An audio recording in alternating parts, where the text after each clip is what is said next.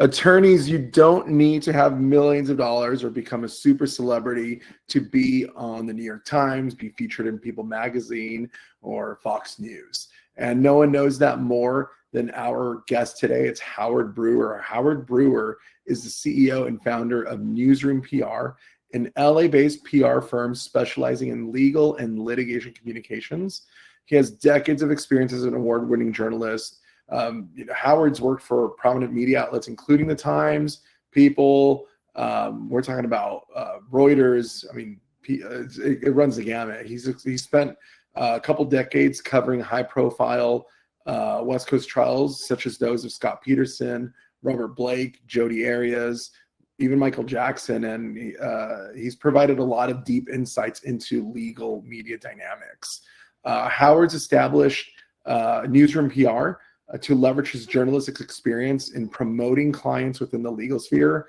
The firm operates with a newsroom mentality, aiming to position clients as authoritative voices in ongoing news stories. So we're going to be talking a lot about how to leverage what's going on today in the media and to connect it to your firm.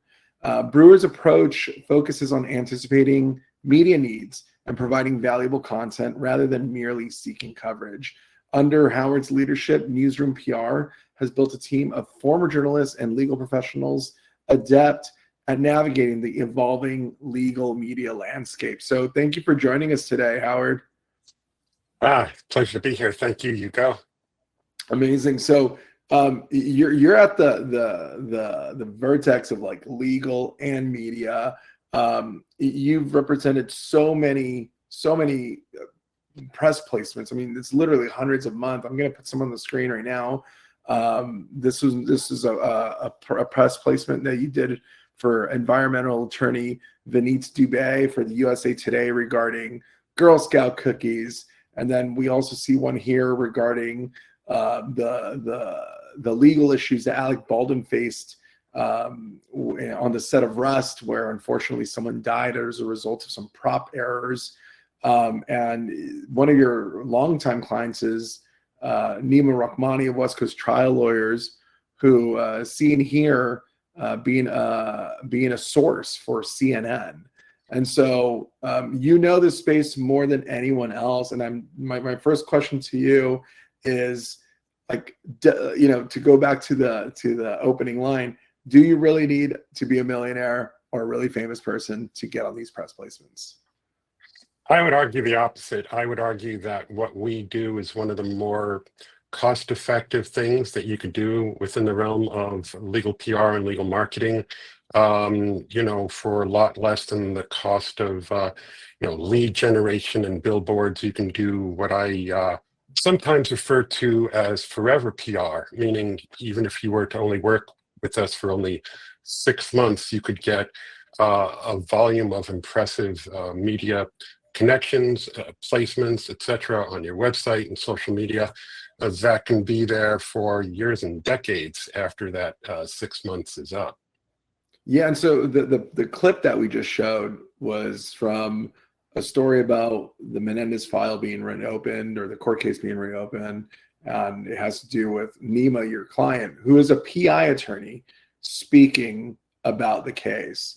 And I'm just curious, like, what does it take in general to get that kind of placement? Like, what are the mechanics behind the scenes? I mean, this is a very recent story. That was on Saturday.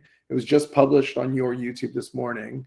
But what are the mechanics behind the scenes, like, especially how time sensitive the nature of this work is?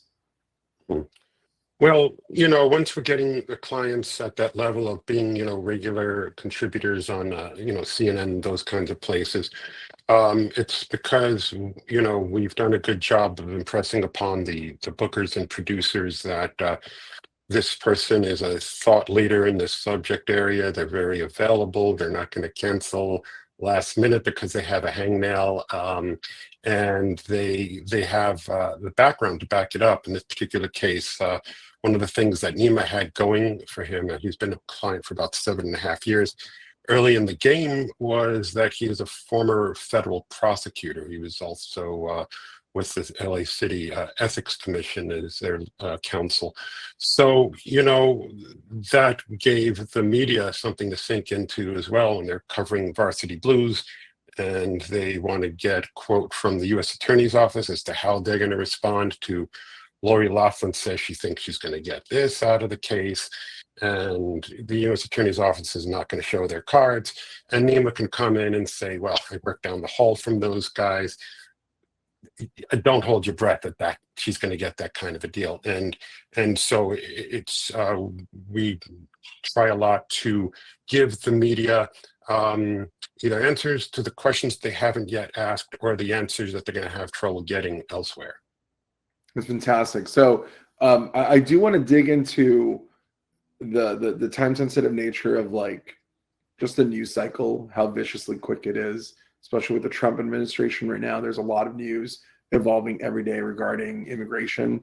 And, you know, when you and I spoke earlier, you saw that as a big opportunity, namely for Spanish speaking attorneys to take advantage of the news cycle and become a trusted, authoritative voice in legal, namely in immigration. So can you expand on that, the Spanish media placement opportunity? Well, yeah. So, you know, for a few years ago, you know, we decided that we were doing great on the English language side, getting clients in English speaking media. But a lot of the firms that we were working with were also trying very hard to reach out to the Spanish speaking community. And we started helping them to do that. For us, it's just a matter of cloning what we were doing on the English side and working with our bilingual team members to get them out there, which is so important because, you know, I believe Spanish-speaking audience are more likely to trust and engage with with content in Spanish, you know, especially when it comes to sensitive topics like legal issues. Mm-hmm. And to see, you know, well, generally speaking, when an attorney's on TV, they're presenting themselves as a thought leader, and the takeaway is this is a sought after person by the media. They must really be on top of their stuff. And if you're a Spanish-speaking citizen, potential client of these attorneys, and you're seeing the same thing play out in Telemundo or Univision, or you know, any of those things, you know, it really drives home. This is our person. This is who we're looking for. This person not only understands us, but he or her or she is us. Yeah, that's fantastic. So can you speak more to what attorneys should be mindful of in terms of, like, namely immigration, right? I love the topic of immigration right now. As frustrating as it is of a topic, it is quite advantageous for immigration attorneys to really be mindful of how to churn their expertise into something that reaches broader audiences. So if they were to work with you, like let's say an immigration attorney decides, hey, I see this opportunity, I need Howard to kind of fit me into these placements. What is it that you're going to work with them on directly, just so that the expectation is set on what these relationships look like between, you know, PR and these attorneys that want to be placed? Right. So important to emphasize, it's not just me. We have a collaborative of about 17 team members, including team members in Mexico City, Puerto Vallarta, and we are, you know, when you talk about immigration, I mean, I don't think I need to be too aggressive in pleading my case that if you're an immigration attorney and you're bilingual and you like the idea of appearing and speaking to you know, Spanish language media outlets, there really hasn't been a better time than now. And you know, it's going to be easy for them on a lot of levels, because what the journalists want to hear is, what are your clients experiencing right now? And what are you telling them? What guidance are you giving them? What guidance can you give to our viewers? And so you're amplifying your intelligence, because instead of having a conversation with one client or one family that just walked through the door, you can use the same time to have that conversation with hundreds and hundreds of thousands of potential clients. So it's an important community service too. So many things are reported in the news, and journalists are often scrambling trying to find an expert who can really counterbalance things, say why this thing you just heard about, not really a good plan. Somebody saying it's going to work. Here's why it's not going to work. Here are the problems, et cetera, et cetera. And so it's, among other things, it's an educational opportunity, and it's kind of like content marketing.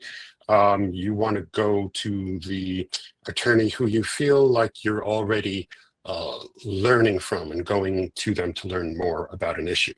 So I do want to push play on this clip here. We're not going to listen to it, but I am just curious, and I'm going to pause here. Actually, let's do a time cut.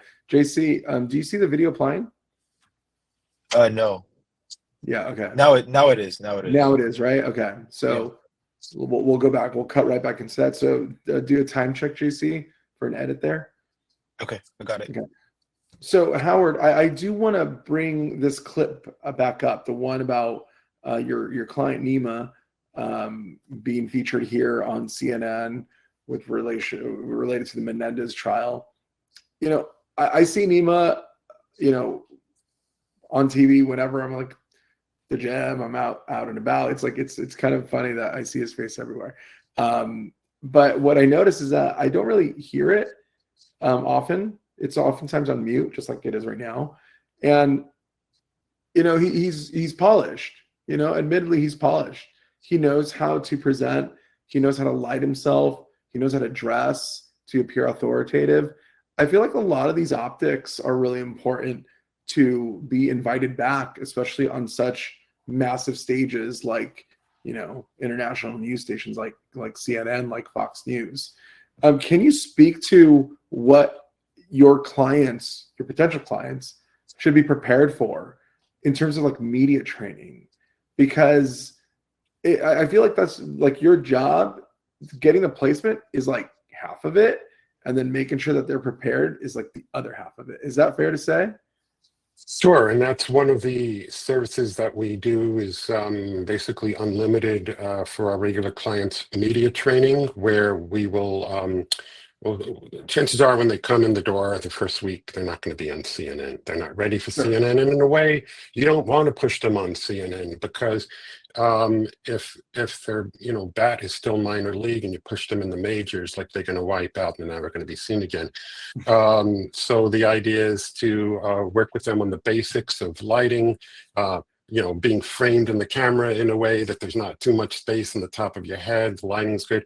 As we were discussing earlier, it's the internet speed to me is as important as anything, because you could, be sitting in, the most opulent background imaginable, but if your Wi-Fi speed is not super fast, then you're just going to come up, like some old grainy CRT TV show.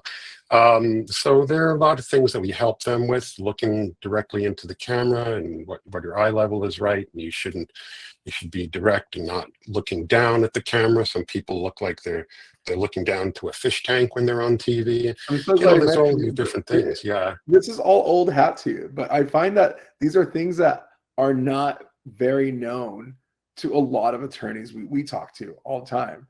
And we oftentimes have to talk to them about these things when they're even shooting social media video, or we send a video crew to them, or we send a photo crew to them. So why don't we start with the basics? Because I love that analogy of minor leagues to majors. If you're in the minor leagues, like it's like get a haircut, dress well. Like what else should we be looking at? You mentioned internet connection, lighting. The easiest analogy that I like to use is if you're a litigator, if you're an attorney who tries cases in front of a jury, how are you in front of a jury? Do you make eye contact with them? Are you passionate with them? Is what you're saying said in a very compelling and authoritative way that they would never question what you're saying?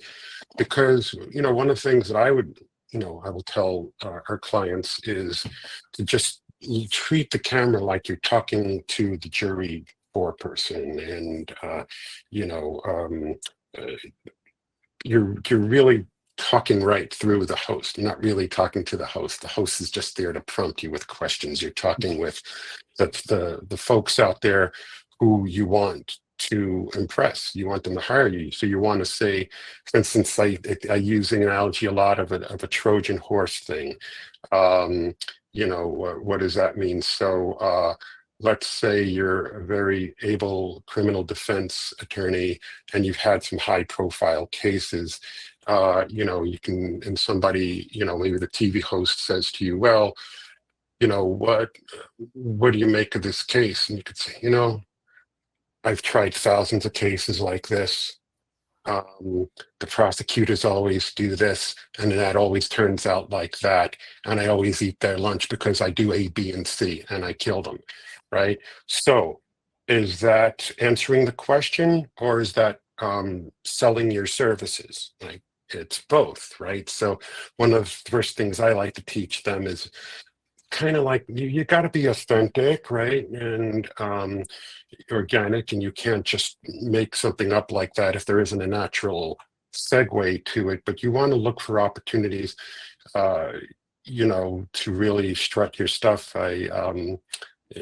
So it's very important to look at it as almost like a job interview in a way, or like an interaction with the jury. Look past what media outlet it is, look past the host, and look into the eyes of the viewers and show them why you are their guy or their gal.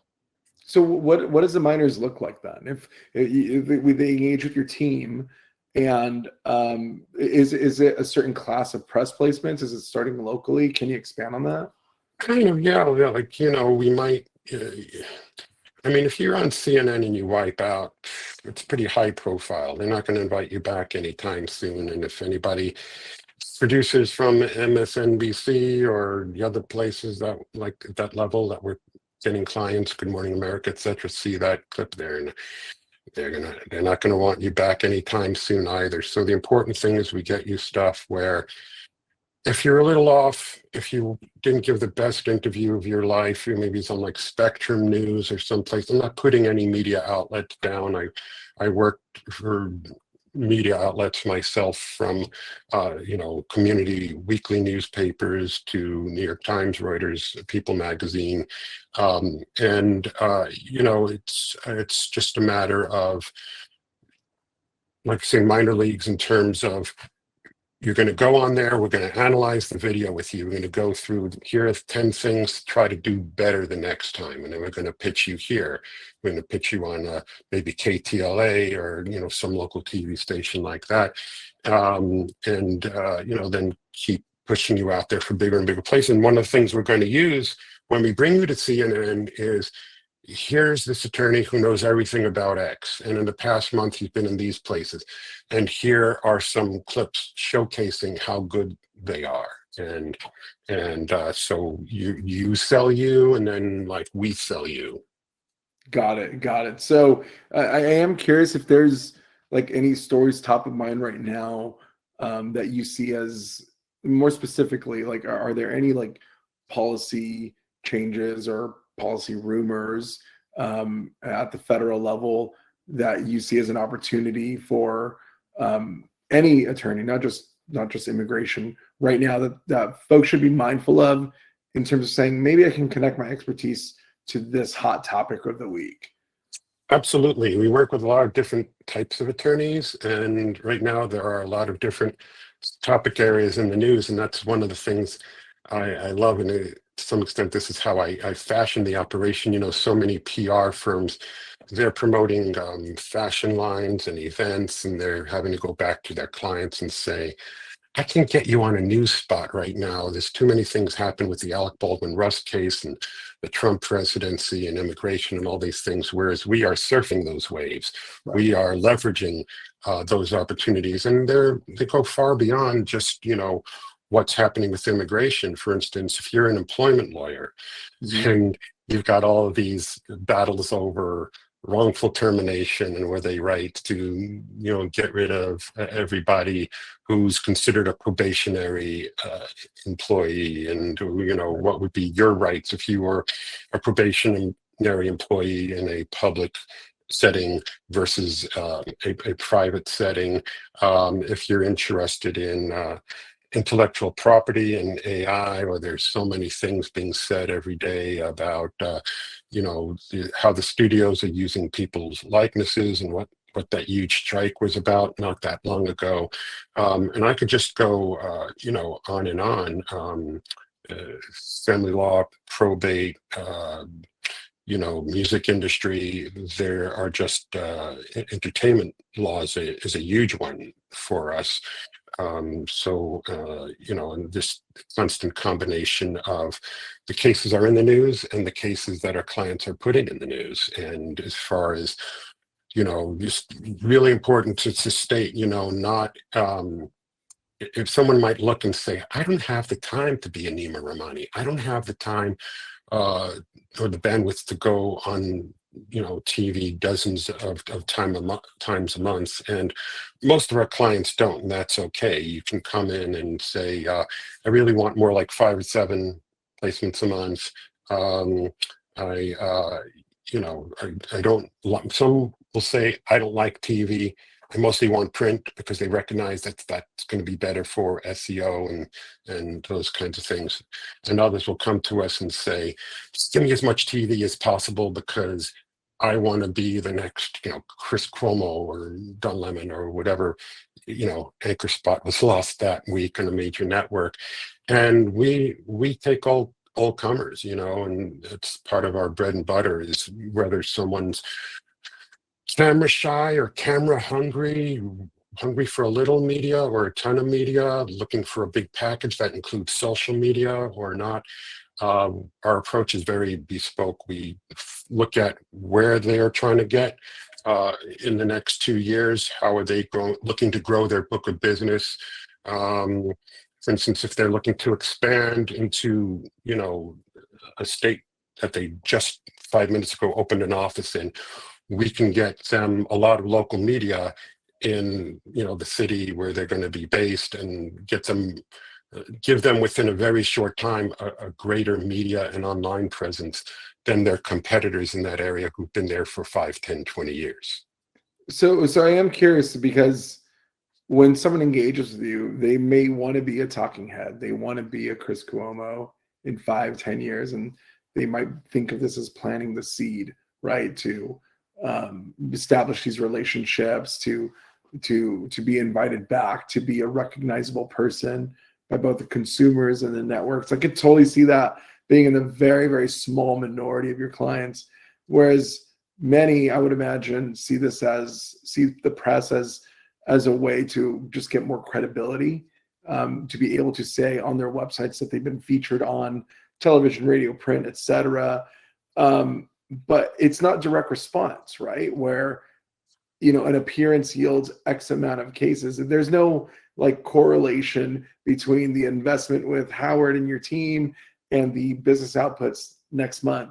So can you speak on the topic of commitment? Because this isn't for everyone. This isn't like pay-per-click. This isn't your owned media, your website, right? This is earned media. And so can you speak towards the level of commitment required, despite not requiring a lot of hours per month, but there is a long tail commitment, it appears, to make this really work, so that it makes financial sense after a couple of years. Can you speak on that? Yeah, I mean, a client doesn't necessarily have to be with us for a couple of years. They can be with us for a few months and get a lot of impressive press. That's why I use that forever PR analogy. But they come in, and I think it's how they want to grow their book of business, how they want to be perceived. And what's important to note is these days attorneys have a lot of different options as far as how to promote themselves: social media, lead generation, SEO services, having a great website. And what I always say to folks is not, forget all of those other things, just do the PR. I would say, in fact, I would say, if you're doing social media, keep doing it. We do the social media as well, if you like the idea of having social media in-house. But it's important to be doing it. But what are you putting on that social media? What are you putting on that website that makes you more impressive to the potential client? Is it the photo with the paralegals on picture day, or saying you went to an impressive school? I feel like everyone has that. But if they see that you're on, CNN 5 minutes ago talking about, the biggest story going on that day, that week, it's a whole different situation. And you're asking specifically about ROI. The ROI can be more abundant. It can lead directly to cases. If you called a couple of decades ago, Scott Peterson trial, how did Mark Garrigus wind up getting that trial? He was getting some hits on CNN. Scott's parents saw him talking on the show how about, the tricks here, the traps that the defense attorney is going to have to look out for. He spoke with authority and conviction about, what this case is really about and what would it take to win it.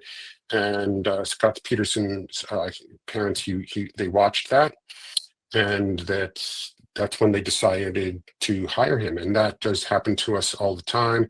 West Coast trial lawyers. A lot of the clients do get referrals right away. We had a client about a year or so ago who sued Nobu, an employment lawyer. What had happened was a manager there had been harassing a bartender or a hostess, and she sued the restaurant. It was like sexual harassment because it was a high-profile restaurant. We got the attorney, Bernard Alexander, a few media hits to build his brand. It turns out a couple of witnesses came forward as a result of that, strengthened the case. And the supervisor, who had been the sexual harasser, allegedly, had moved on now to another restaurant establishment where a woman, totally different woman, had the same problems with him. And she came to Bernard and she filed her own new lawsuit. So there's an example of the ROI happening on so many different levels. I don't know how you compare that story to just somebody who's, putting their photo on a bus bench or a billboard. It's just night and day. Right. Yeah. It's just deeper. It's a deeper of an inquiry once that intake happens. Right. It's just not super surface level. It's not direct response. It's a little stronger, it appears. And there's a familiarity aspect to it as well. I mean, how do people like Arnold Schwarzenegger and Donald Trump get elevated to these high offices of governor and president? Well, all politics aside, they're familiar faces. They've been on TV so many times that folks are just familiar with them, comfortable with them. Yeah, that's fantastic. So Howard, if an attorney is watching this right now, they want to work with you and your team. What does that relationship look like? What questions are you asking in the very beginning to see if it's a good mutual fit? Well, there's realistic expectations. If someone comes to us saying, well, I'm pretty and I was a model and I want to be a TV anchor, and when they'll only go on an interview, not by studying up on the case, but with a bunch of index cards that their assistant had prepared for them. We might say, I don't know if this is going to work. Maybe not. Maybe that actually happened. So we talk about. We have a very biz dev approach to PR. A lot of PR people you work with, you might be working with one person instead of a team of 17 people, from Seattle to Mexico City or whatever, you. Yeah, you've got to just be. We talk about what are your goals? How do you want to build your practice? How do you want to be seen 2 years from now? What do you want to get out of this? Do you want to just get more clients? Do you want to have some impressive placements?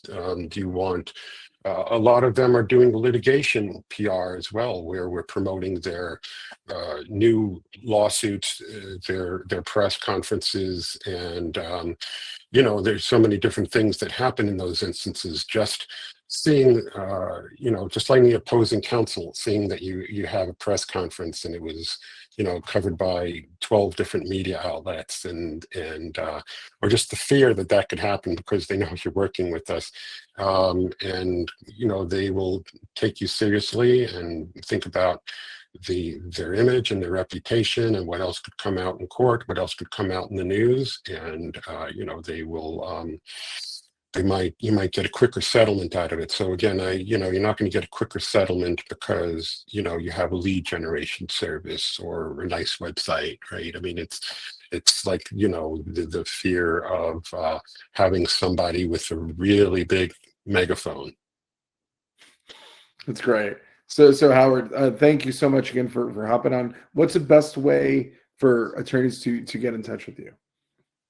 Okay, so if they want to check us out a little more, they can go to newsroompr.com. We do lots of other things aside from attorneys, but we do specialize in working with lawyers, law firms, and they can also check out the website prforattorneys.com. That's more of a showcase of what Newsroom PR does for the legal profession. They can also just email me at howard@newsroompr.com. And if they just want to alert the team, get an autoresponder with a bunch of information about what we do, they can email info@newsroompr.com. I like that. That's great. That's fantastic. So thanks again, Howard. And to everyone watching, Howard is the definitive voice in attorney PR. So you're a busy guy. Thank you for taking a small slice of your day to meet with us and to talk to attorneys here about the opportunities here. We could expand more. I'm sure we'll find another opportunity to talk again. And to everyone who watched, thank you again to our team to putting on a great show today. Thank you so much. And see you next time in the next one. Thank you. Thanks again, Howard. Thanks so much. It's not just me. I have a great team and we have great clients, and I appreciate the opportunity. Always great to talk with you, Hugo. Thanks so much for having me on. For sure, Howard.